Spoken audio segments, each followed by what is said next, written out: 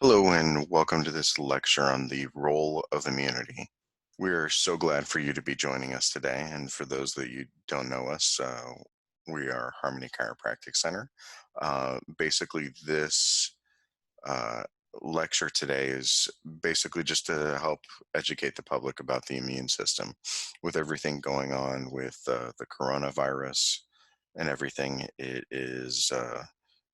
My opinion that it's probably a good thing for people to be educated about how your immune system works. So that is something that we wanted to do. So this is mostly basically about education. This isn't really a sales pitch of any kind. I'm not going to be talking about any kind of crazy claims about how chiropractic can give you immunity to the coronavirus or any other weird stuff that I've seen. um, but it is one of those kind of things where it's about learning a little bit about the immune system. So let's go ahead and get going. And now the question is that of all people, why am I doing this lecture? Uh, I have a bunch of different certifications. I am a chiropractor. But the reason why I'm doing this is that I'm also an instructor at Owens Community College here in the Toledo area. I've been an instructor for well over a decade now, lecturing on uh, general biology, anatomy, and physiology, and I also have done a little bit with microbiology as well.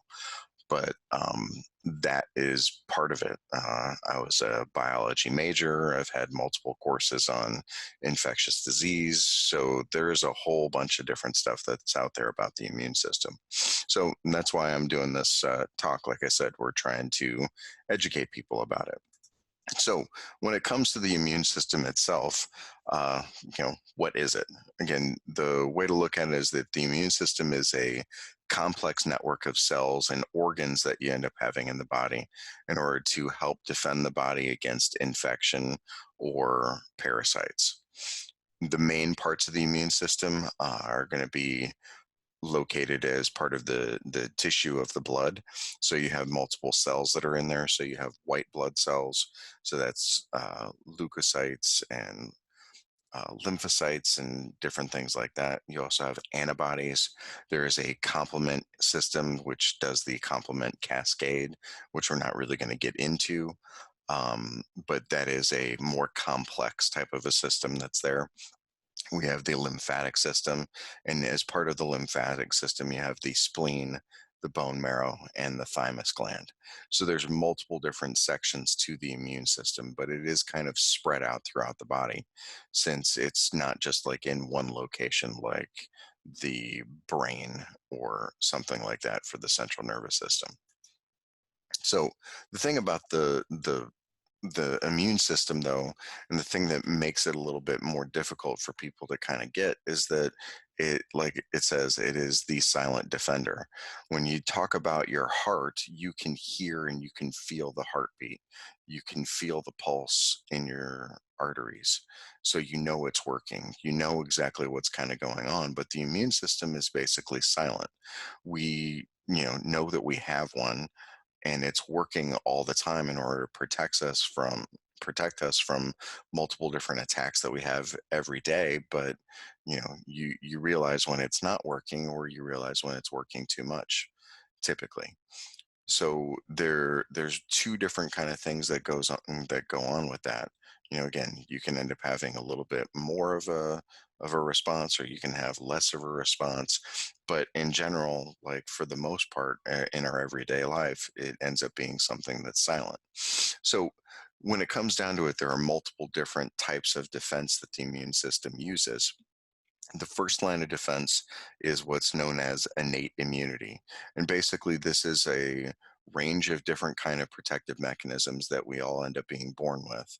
And it is a non-specific type of protection against all the different various types of pathogens.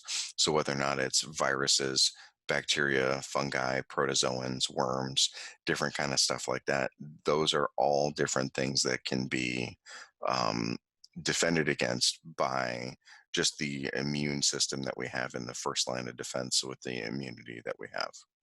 So, some of the mechanisms that you would end up having as part of that immune system would be physical defense barriers. So, things like the skin. You would have chemical barriers. So, there's antimicrobial proteins that can harm or destroy invaders, cells that can attack foreign cells, and body cells that might um, harbor infectious agents. You can have different pH changes that you have in different areas of the body that might make things more harsh towards other types of cells. So, looking at that again, you have pH changes that can end up being an issue. Something just like the lining that you end up having in the gut, how that ends up being associated with a bunch of microbes, that is something in and of itself that ends up being a defense. So all of the good bacteria that you end up having in the gut can be something that can actually help defend against some pathogens, which can be one of the reasons why you want to try to avoid being on antibiotics when you can, because the antibiotics help to destroy the good bacteria as well as the bad bacteria. So those can end up having an issue. So, and the best way to kind of like look at that is that if you end up having a semi well manicured type of a lawn, then that kind of prevents the weeds from kind of getting in. But if the lawn is kind of ragged and it doesn't exist, then the weeds can take over pretty easily. So when you end up having a bunch of good bacteria that are already set up and they already have a good home, then it makes it harder for bad bacteria to come in and start making a place. So a little bit more when it comes to the ideas of innate immunity would be, again, these protective barriers. So the skin is an external barrier that we end up having, that is made up of layers of cells and ends up having, obviously multiple different parts to it. That is a protective barrier to infection. Again, the skin is going to help keep barriers out, but it also secretes fatty acids, oils, and enzymes in order to help destroy anything that gets on your skin. So, and again, it's not everything, but it does have the tendency to break down things that are not good for you. So, fatty acids like oleic acid can kill certain bacteria, while there's other enzymes that can be made. One is called lysozyme, and that can break down the outer wall of certain types of bacteria. So internally, we end up having mucous membranes, and the mucous membranes are going to be basically anything that is in between the lips. Um, any, like the eyes and different stuff like that. And those, again, they're lining the respiratory system, the gastrointestinal system, the genitourinary tracts. Again, the layers of the eyes, and again, that is going to provide a level of protection as well. Again, the membrane can trap small particles and can prevent them attaching to cells so that they can't actually like get a good hold. This is one of the issues with the coronavirus that's going on right now, is that that has the ability to attach a little bit better than other viruses have, which is why it can end up being spread a little bit more easily than some other infections. So, the mucous membranes in and of themselves, they end up being um, important because in the lining of the gut, the mucous membranes ends up being closely associated with lymphoid tissue. There's something that's called GALT, GALT, which is called gut associated lymphoid tissue, or MAST, which is again the I'm sorry, the malt, which is going to be associated with, again, the mucosa associated lymphoid tissue. And again, both of those different things end up being, it's the same thing. It's just different names for the same type of section. But that, when you start taking that into consideration, that gult is going to end up being the largest portion of the immune system that you have in your body. You have some of those other larger sections like the spleen and the thymus that I mentioned earlier, but this stuff that's associated with the gut ends up being the largest section that you end up having in the immune system. And again, this is one of the reasons why the health of your digestive system is going to be very closely associated with the function of your immune system. So there are also, and as a part of innate immunity, there are also cellular responses that end up happening. So there are chemical barriers that we can end up having to infection. Microbes will penetrate the body's protective barrier. Again, that's going to happen. We try to do what we can to protect it, but we can't always stop it. And once they enter the internal environment or the internal tissues, they're going to encounter a variety of different chemical substances that can attempt to prevent their growth. So there's going to be cells like neutrophils that will take part in this, and there's going to be many other types of mechanisms that will be associated with it as well. But the idea is that these internal chemicals can help to destroy invaders as well. Processes will go beyond the scope of what we can talk about here because, again, we don't have time. Again, this, you could take a course on this that could last easily 2 semesters. So there's hundreds and hundreds and hundreds of hours that you can get in this. So but again, ideally, you just need to know that from a cellular level, that there are general kinds of responses that are constantly on the lookout for foreign invaders and are basically ready to defend your body at all times. So the last part of the process is this early induced response. Again, the final process of innate immunity, that's going to be the last part that we're going to discuss today. So again, the last kind of part of this is going to end up being um, the process that we have is called inflammation. So many people are familiar with what's going on with that and that they understand what inflammation is, but inflammation can be one of the things that can help to eliminate an infection or help to hold something in check until you end up getting more specific types of until you have more specific types of immune responses that actually happen. So uh, infection is going to develop in damaged tissue. Again, you can trigger that inflammatory response.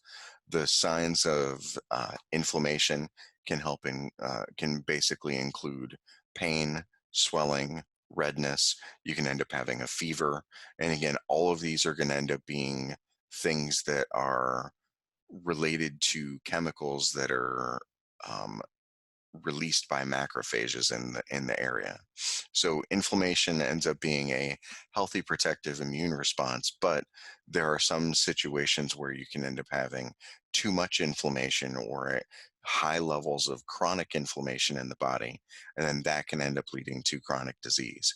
So when you talk about anti-inflammatories and you talk about multiple different things along those lines, inflammation is a good thing.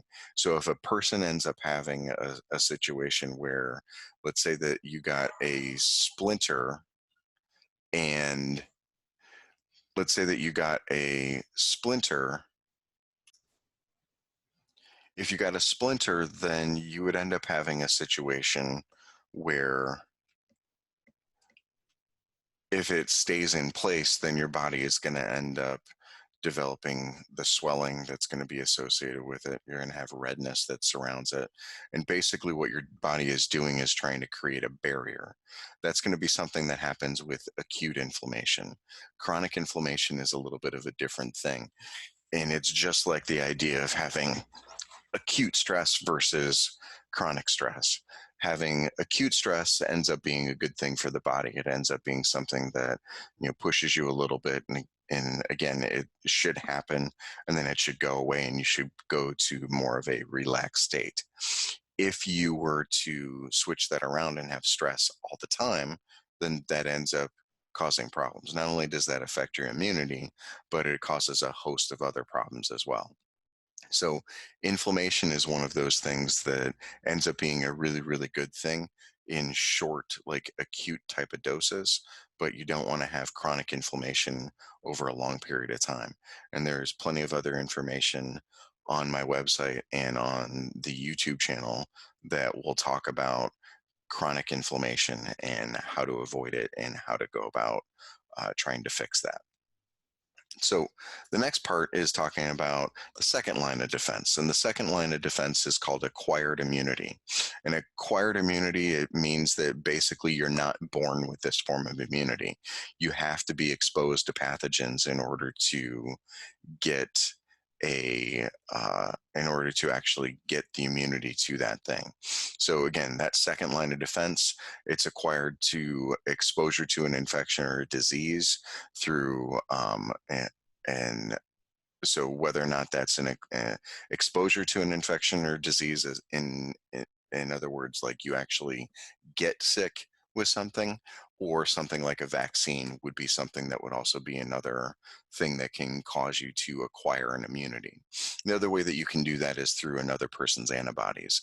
And again, this would be like in the cases of uh, with infants when they're first born, or in some cases, the one of the things that you can do, and again, this is especially pertinent now with the issues with the coronavirus, is that one of the things that they're trying to do is get people who have recovered from the coronavirus to donate plasma so that they can actually get a hold of the antibodies to the coronavirus so that they can use that as a treatment for other people.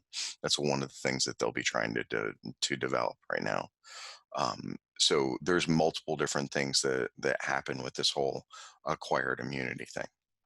So again, it's well established that people who contract certain diseases and they survive generally don't get those illnesses again. Again, one obvious exception to that would end up being something like the flu, but that's because the flu mutates and it has a very high rate of mutation, which ends up changing it so that it is different basically every year, with the main thing that comes out and affects the different areas of the world. So, and again, this is going to be possible. Like the ability to not catch that illness again is going to end up being possible through acquired immunity.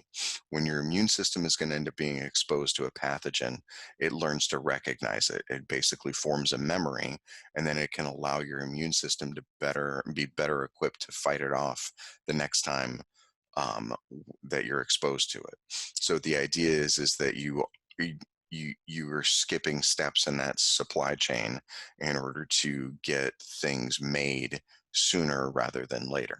So you can start like an infection would try to start up, but it would end up getting squashed a lot sooner because the person already has that acquired immunity to it. So, acquired immunity is dependent on specialized white blood cells that we have, mainly known as lymphocytes. Lymphocytes are going to be the cells that are responsible for your body's ability to distinguish and react to an infinite number, like almost, it's not actually infinite, but an almost infinite number of foreign substances.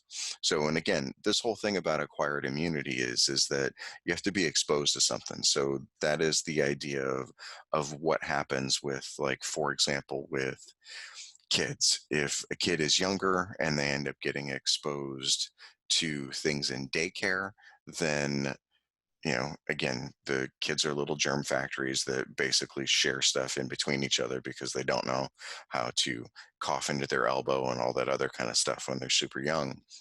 So diseases get passed around in daycares, and it gets passed around with the daycare workers, and the parents have the tendency to get more sick and all that kind of stuff when the kids are in daycare for the first time. But after it happens for a little bit and you end up getting many of those diseases passed around, it slows down and you end up not getting quite as many sicknesses as what somebody else would. So for example, with me, when my kids, they never really had to be in daycare.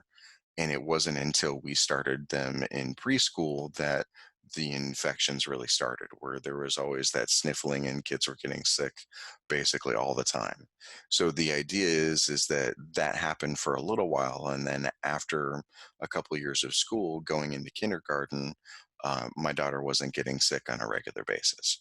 So it's just one of those kind of things that happens. You have to get exposed to some of these diseases in order for your body to be able to learn how to fight them off.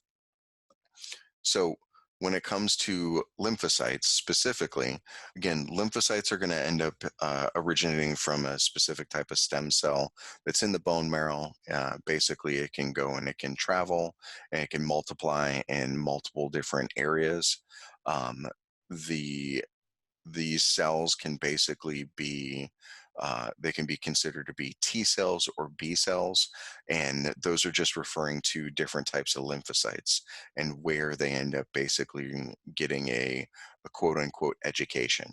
So T cells end up being basically educated in the thymus, and B cells are basically educated in the bone marrow for an easy definition of how that kind of works.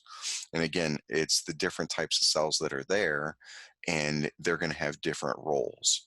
T cells and B cells will do different types of things. T cells basically, the one that people have the tendency to know about is called the helper T cells, which are the T cells that are attacked in something like AIDS or somebody that has HIV. That HIV is going to be attacking that helper T cell, and the helper T cell basically helps to kind of direct the immune response. And when it's no longer there, then you don't have the ability to actually generate an actual immune response. It's like taking out the general where you still have an army. You don't know what to attack or what to do the right, how to do the right things. So B cells, on the other hand, are going to do a little bit of a different things. They have the tendency to change into something else that's called a plasma cell, and then they make antibodies. And people usually have heard of the term antibodies. Now, when you start getting into what they do, again, these receptor molecules that you have on cells, there is a very specific thing that happens. So lymphocytes are distinguished from other cells by their capacity to recognize foreign molecules by means of receptor molecules. So what that means is that most people have heard of like the A, B, and O antigens that we end up having on our blood. So some people have type A blood, some people have type O blood, some people have type B blood. There's also type AB blood. So there's a couple of different variations that you end up having there. In our body has certain markers on the cells that help your body recognize what is you and what is not you. Because basically what should happen is that you should look at something that is you as something that's safe, that you're going to leave alone, and something that's not you, your body basically needs to try to destroy it. So you need to have these things marked.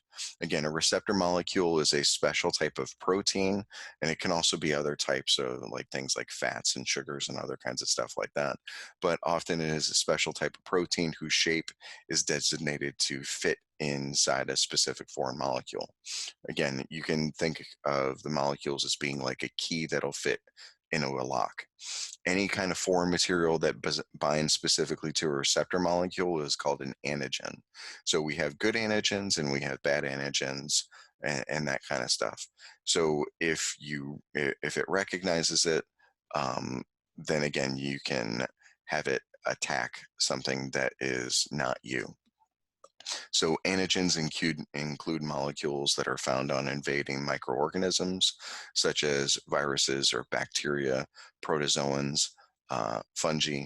Again, and there's other types of molecules that are located on the surface of other types of substances, whether or not it's pollen or dust or a transplanted type of a tissue. Again, all of these different things end up being something that is going to be something that your body can respond to. So certain antigens can induce an immune response when they bind to a receptor molecule. The receptor molecule that we're talking about in this case ends up being an antibody. So these are different versions of antibodies that we end up having in our system. So there's different types, and antibody is going to be basically triggered by, or it's going to be called an IG. So it stands for immunoglobulin. And then there are different types. There's G, IgE, IgD, IgM, IgA. So there's multiple different types. Some of them are going to be a little bit more prominent in mucous membranes. Some of them are going to be longer lasting types of things. Some of them are going to be more difficult, and they're associated with um, immune responses that we can end up having. So something like allergies. So people that have a hay fever or issues with shellfish or peanuts or something like that have an exaggerated response from IgG or IgE types of antibodies. So there's multiple different types of things that are there. And basically this end of the antibody, and again on all of these, and if you notice how these are all set up, is that these Ys that are all through here, if you attach the two Ys at the end on each other here, then you're going to end up developing this. And if you end up in this IgM, if you end up attaching multiple different of these antibodies that are together, then you're going to form a different type of molecule. But basically, what ends up happening with these molecules is that you're going to end up having those molecules. And again, this area that's here is going to find an antigen and then attach to it. So the idea is that you end up getting these things here. You end up having the antigens that are on the outside of the molecules. And then once the antibodies get involved, they'll stick to it. And when they stick to it, this basically acts as a giant marker for the other cells that are in the area to come in and eat whatever it's attached to. So this antigen antibody complex that you end up having can result in large clumps of areas where you can end up having cells that end up getting marked, or different substances that end up getting marked, and then large cells will come in afterwards and basically gobble it up and destroy it and make it so that you end up not having that issue anymore. So um, when it comes down to it, again, one of the ability that we end up having with this is that you end up having the ability to uh, basically create a memory. So one of the abilities is that you can keep a record of every microbe that it's defeated. And when you enable the immune system to recognize and destroy that microbe quickly, when it enters the body again, it'll stop you from making you feel sick. So if you've defeated something and your body has a memory for it, it'll hold it for a certain period of time. And then when it holds that, when that disease tries to infect you again, your body ends up fighting it off before you end up getting sick. So, again, there's going to be some infections like the flu or the common cold that have to be fought off a lot because there's many different types of viruses. There's many different types of strains of the same type of virus, or different types of mutations that can cause, different symptoms or different versions of it. So again, once you catch one cold or one flu, it doesn't mean that another type of virus is it doesn't mean that your body is going to recognize that and stop all of the other types of viruses. And again, the other thing that's more difficult about a virus compared to a bacteria is that when it comes to a virus itself, is that a virus basically gets into a cell, and then when it gets into the cell, it takes over the inside of the cell, and it makes the cell make multiple different copies of itself. So it's kind of hidden for a little while it's replicating. And then once it gets to a certain point, then usually the cell busts open, and then that virus can end up going out and finding another similar cell and doing the same type of thing. So, again, but when you do have this, again, you end up having this record keeping is going to be how we're going to acquire immunity through vaccinations. Again, the immune system is going to be triggered by a small amount of an illness or whatever the microbe in order to help to produce antibodies. In some cases, it is a live virus version.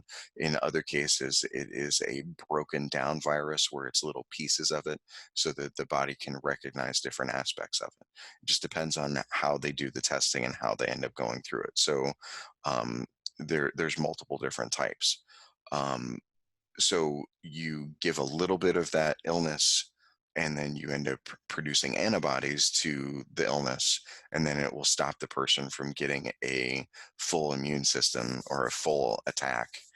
Or I should say, when a person that has antibodies to it gets exposed to the actual illness for the first time, your body is easier, it's more able to fight it off because it already has weapons at its disposal that are already pre-made and preset, and it can recognize it a lot faster so that it stops you from getting sick in the first place. So this is like an example, and again, this is a little bit more detailed than what you necessarily need to know.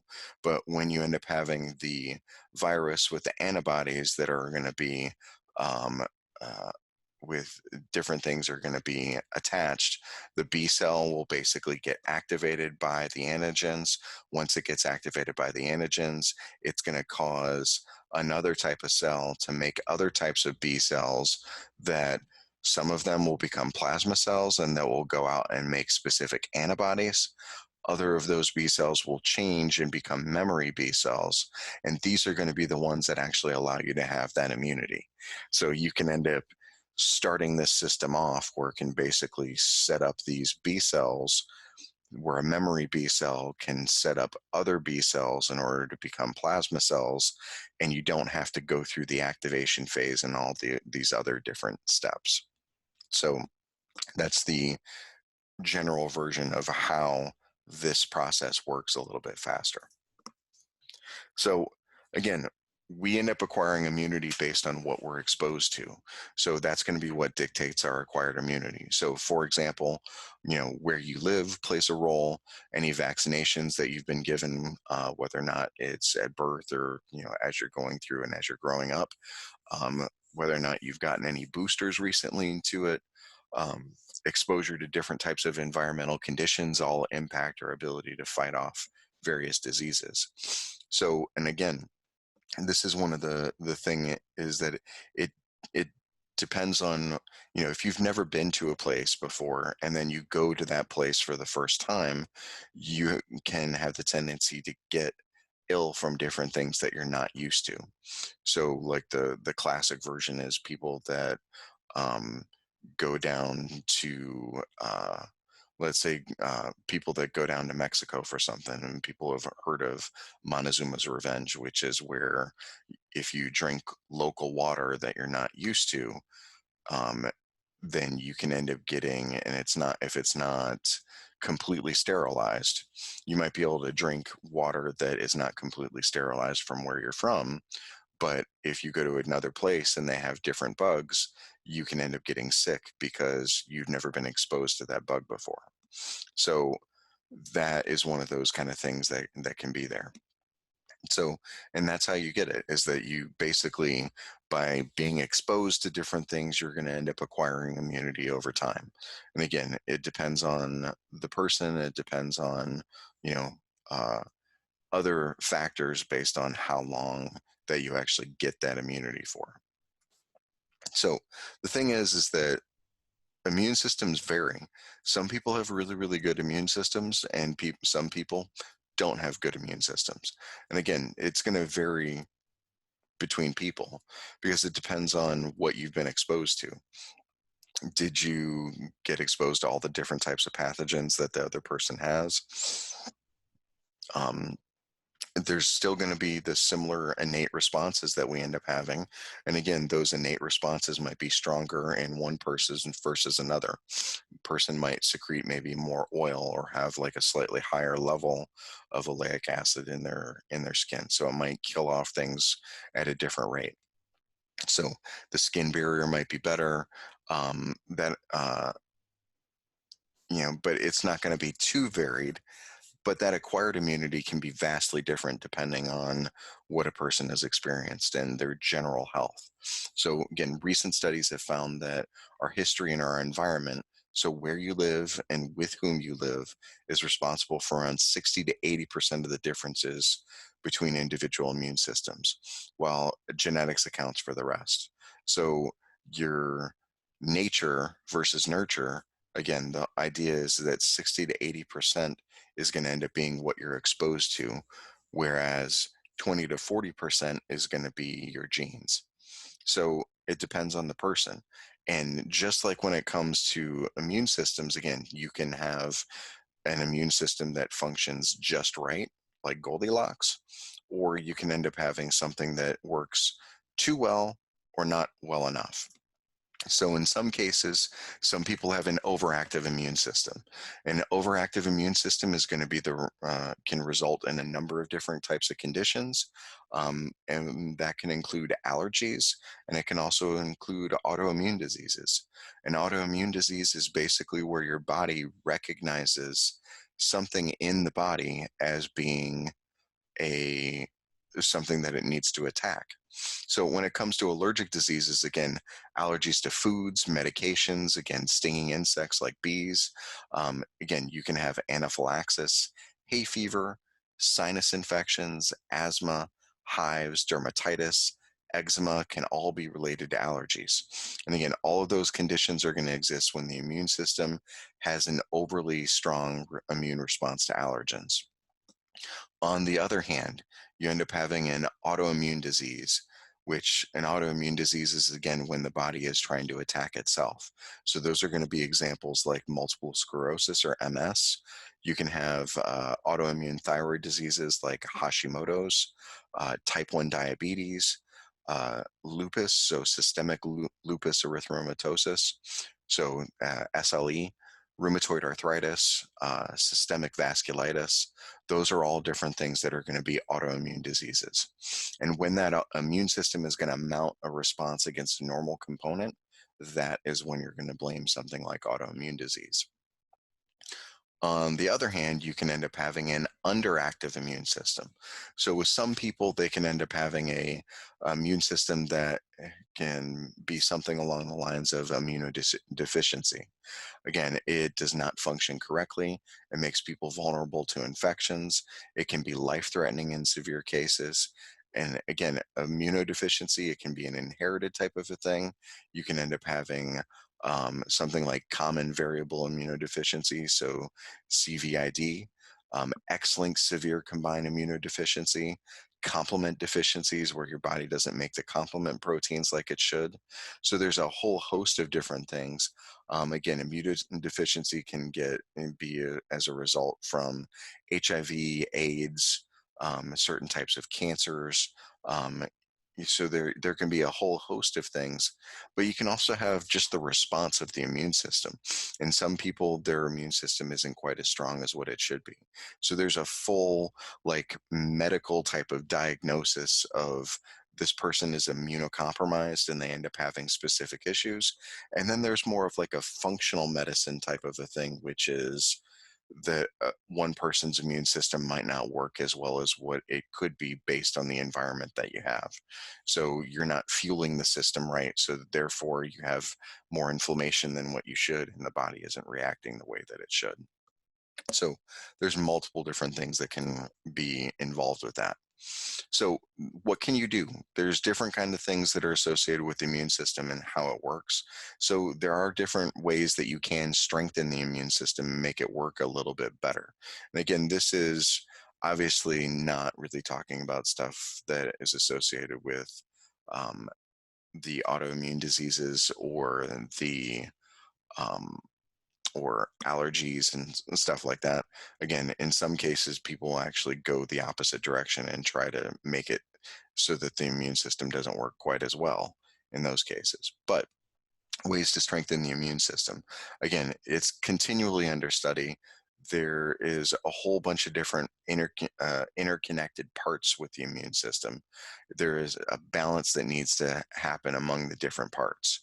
So, because it's so complex, again, there's different things that can happen, but again, there's things that you can do in order to give it a boost in general. So some tips, and again, there'll be more information on my blog um, at besttoledochiropractor.com/blog. There's multiple different things that will be there that you can find, but this is going to summarize some of it. So the general idea is that the first defense is going to be living a healthy lifestyle. Again, your immune system is going to benefit, but every other part of your body is going to benefit from doing like the following things. So, for example, don't smoke. Try to eat a diet that's high in fruits and vegetables. Try to get regular exercise. Try to maintain a healthy weight. Um, Drink alcohol only in moderation. Get adequate sleep. Take steps to avoid infection, like washing your hands frequently. Which, again, I know that right now with the coronavirus issues and everything from the CDC, I'm sure that most of us are sick of washing our hands as much as we are. Um, which that's what I'm doing. I'm still seeing patients, and I'm washing hands and wiping down and sanitizing the table in between every single patient. Try to minimize stress is another big one that's there. So there's multiple different things that you can do. Diet is also an immensely important thing for you to make sure that your immune system is working well, as I've talked about a little bit already. So again, people that are malnourished are going to be more vulnerable to to infectious diseases. Again, people have heard the idea of you have to feed a cold.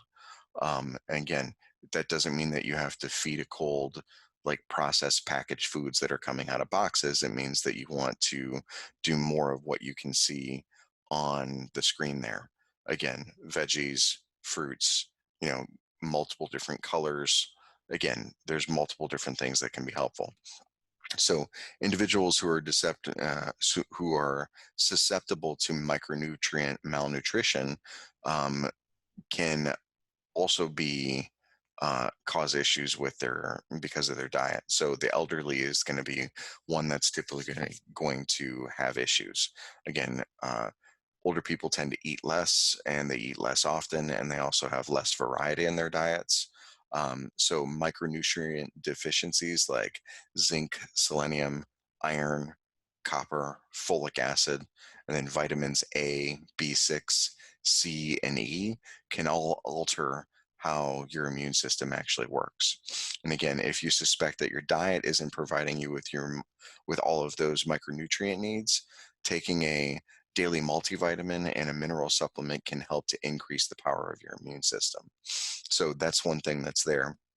Personally, I'll also recommend that that daily multivitamin be something that is a whole food based multivitamin. That's my personal preference. Um, as opposed to just getting a crush tablet versus full of chemicals. But that is the way that I would look at it. That tablet full of chemicals, like an example would be like the Centrum vitamins or Flintstones or different stuff like that. Those are going to be better than nothing. But I still think that a whole food type of multivitamin is going to end up being better for somebody overall. So diet is one of the things that you can try to supplement, and again, there's multiple other things that can go with that. And again, you can do lectures just on this for hours. So the next one is going to be the immune system and stress. So again, we had already talked about how chronic stress ends up being a major issue. So chronic stress is obviously going to be very, very common in society, especially the stress that people have right now with the coronavirus. So there ends up being issues with people's schedules, and again, usually we end up having busy schedules that that cause us to be extremely stressed. And again, our social calendars often are going to be demanding more from us than what we really should be doing.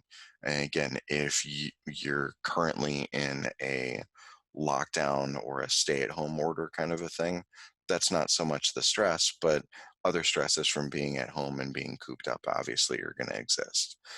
Stresses from watching the news too often and taking in too much information about what's going on can also create issues. Obviously, other stressors like the financial burdens and just anxiety in general all contributes to chronic stress.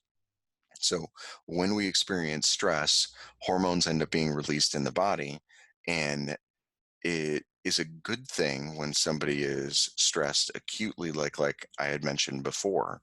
So that lets you get out of danger, it lets you flee when you release some of these hormones. But when you're constantly stressed, the hormones are going to be present throughout the day, and it causes things to basically break down. The result of chronic stress leads to basically a never ending list of diseases and illnesses. Again, depression, heart attacks, all kinds of things. It pretty is, just like smoking, it's going to make basically every disease or illness worse when a person has more stress. So, during times of stress, the other thing that happens is that the immune system has the tendency to get inhibited so that it doesn't work as well as what it could, which can also lead to you getting sick, what ends up not being a good thing. So, regularly participating in stress reducing activities can be beneficial to your overall health.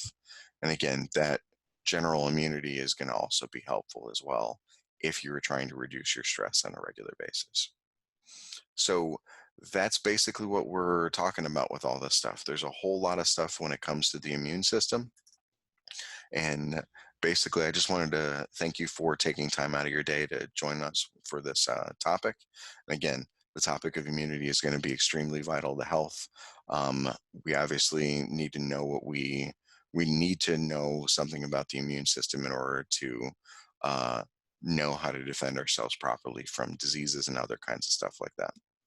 So, if you have any questions, please go ahead and comment down below.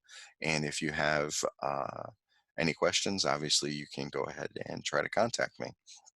So, this is Dr. Brian Royer, and I will talk to you guys later. Thanks. Bye bye.